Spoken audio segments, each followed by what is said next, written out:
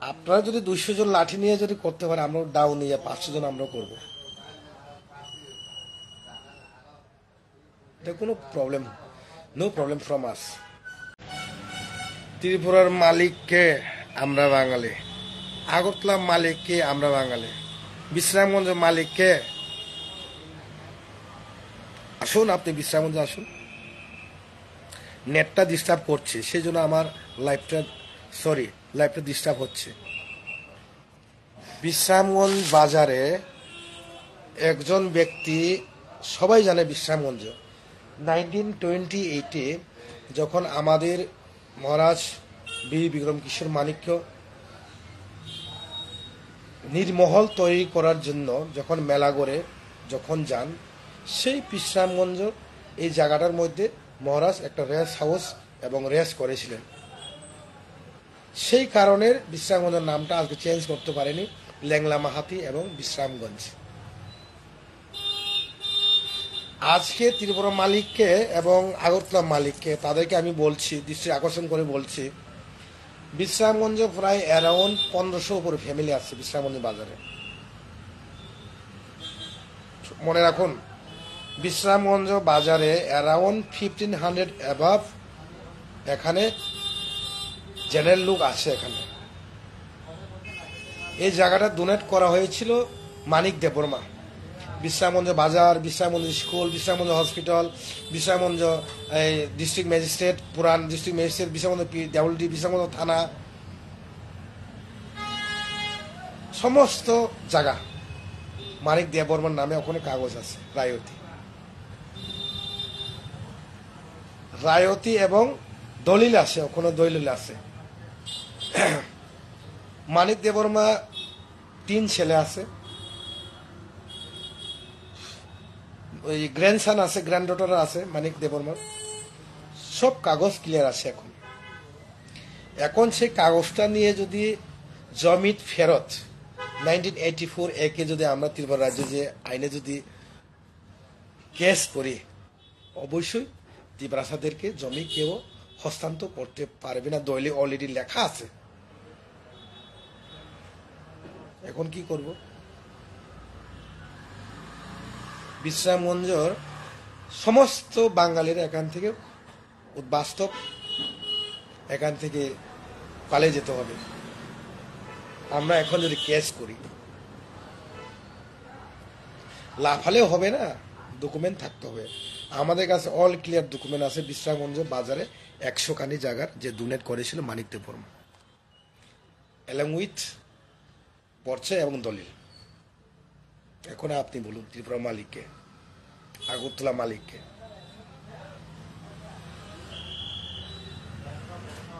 আমি চন্দন চ্যাটার্জি এগেন্সে এবং গণরুদ্র পাল এগেন্সে আমি আজকে এফআইআর করছি। তাছাড়া চন্দন চ্যাটার্জি, ওনার ব্যাকগ্রাউন্ডটা আমি চেক করে নিলাম। উনি একজন সিলেটের লোক। উনি সিলেটের মাঝে মধ্যে সিলেটে থাকে, ম্যাক্সিমাম টাইম থাকে করিমগঞ্জ একটা ডিস্ট্রিক্টের মাঝখানে, শিলচর করিমগঞ্জ মাঝখানে। উনি ত্রিপুরার লোক না। উনি এখানে উস্কানিমূলক করে, ইন্টারফিয়ার করে এখানে দাঙ্গার একটা সৃষ্টি করতে চেষ্টা করছে, যেটাকে ত্রিপ্রাসাদের 125th অ্যামেন্ডমেন্টে কিভাবে আটকানো যায়। কিন্তু আমাদের মাননীয় মুখ্যমন্ত্রী মানিক সাহাজি এটাকে দৃষ্টি আকর্ষণ হয়েছে না হয়েছে না, এটা আমার জানার দরকার নেই এবং আমার জানার দরকার নাই। আপনারা যদি 200 জন লাঠি নিয়ে যদি করতে পারে, আমরা ডাউ নিয়ে 500 জন আমরা করব।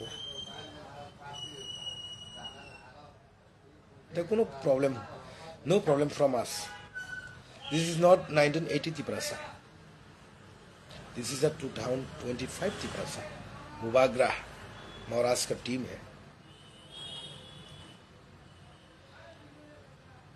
এখন আপনারা যান, এখন মেলাগড়ের সাইডে পাইডে যে দাস পরিবারগুলা যে আছে, সুবলবাবু কালকে একটা প্রেস মিট করে সুবল ভূমিক, উনি তো সুনামুরার লোক, উনি অবশ্যই জানে। উনি কালকে প্রেস মিট করে বাঙালির বিরুদ্ধে কথা বলেছিল, সত্যি কথা।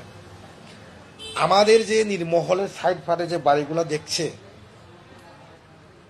এই বাড়িগুলো সবাই অবৈধ বাংলাদেশি। এখানে কোনো কাগজপত্র করতে পারবে না। এটা মহারাজ বীর বিক্রম কিশোর মানিক্য এবং কাঞ্চন প্রভাদেবী নামের এবং আমাদের প্রয়াত মহারাজ কৃত বিক্রম নামে ওয়ারিসের কাগজ এখনো আছে। আপনারা যদি দেখতে চান মেলা করে তহসিলে গিয়ে আপনারা কাগজটা যদি কেউ যদি চায়, আমি একটু পরে আধা ঘন্টা 1 ঘন্টা পরে আমি কাগজটা বের করে আপনাদেরকে দিব, বিশ্রামগঞ্জের ডিটেলসটা দিব। বিশ্রামগঞ্জে একটা এখন বাজারে একটা পঞ্চায়েত আছে, জিপি গ্রাম পঞ্চায়েত। এটা কিভাবে গ্রাম পঞ্চায়েতটা বানানো হয়েছিল এটাও আমি স্পষ্ট করে বলছি। বিশ্রামগঞ্জে একটা গ্রাম পঞ্চায়েত, যে জবরদস্ত গ্রাম পঞ্চায়েত বলে ওকে।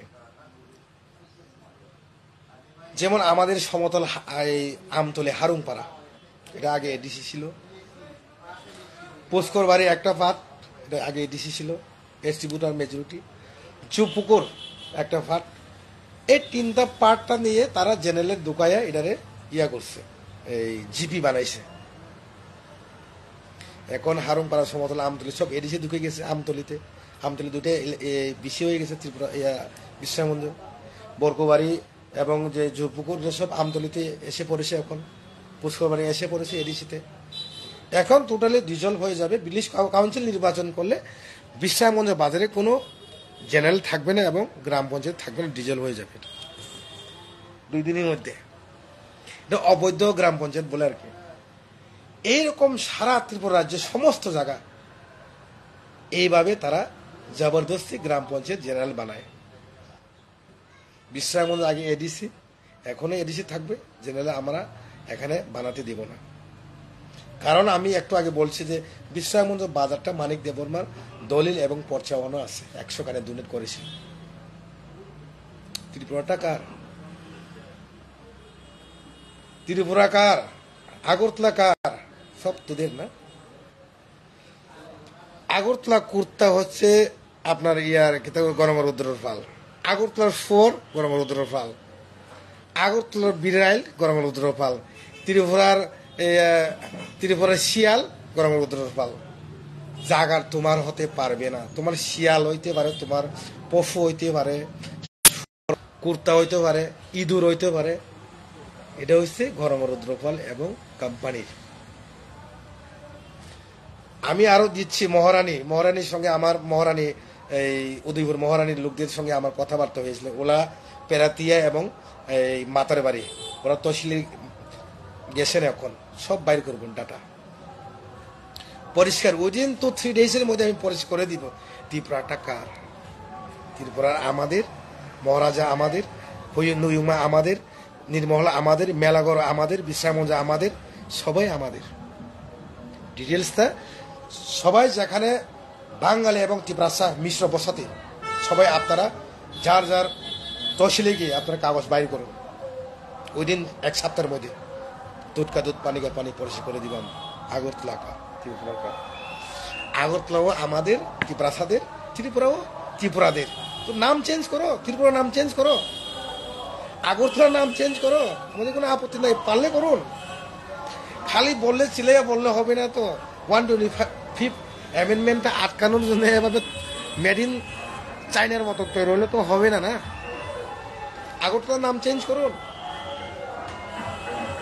ত্রিপুরার নাম চেঞ্জ করুন, বেঙ্গল দিয়ে দাও, আমাদের আপত্তি নাই, পারলে করুন।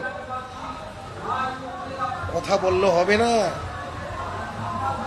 আমার একটা রিকোয়েস্ট, সবাই যার যার বিসিতে মিশ্র বসতি এরিয়া, যার যার এরিয়াতে তহসিলদারের গিয়ে ম্যাপটা বাইরে করুন, জায়গাটা এখন কার নামে আছে। জিনিসটা খালি বললেও হবে না।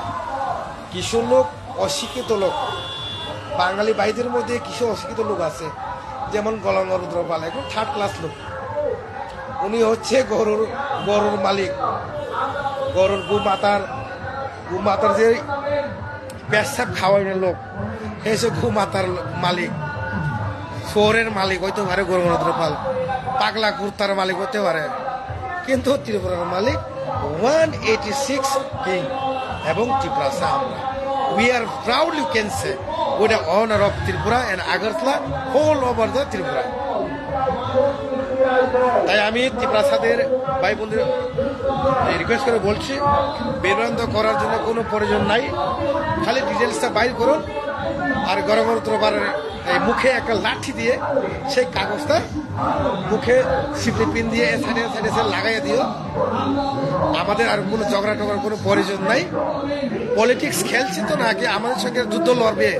আমরা যুদ্ধে প্রস্তুত, পলিটিক্সের প্রস্তুত, প্রতিযুদ্ধও প্রস্তুত। আমরা হাতে হাতিয়ার নিয়ে লড়াই করার জন্য প্রস্তুত এবং পলিটিক্যালিও প্রস্তুত, মেন্টালি পলিটিক্যালি সব ফিট আমরা। তাই আমি আর কিছু বেশি কথা বলবে না। আমাদের ত্রিপুরা ভাই বন্ধু যে আমি বলছি, আইন হাতে নেবেন না, রাজনৈতিকভাবে রাজনীতি খেলতে হইব। গেম ইজ গেম, শুরু হয়ে গেছে গেম, কিন্তু এটা থামবে না কিন্তু।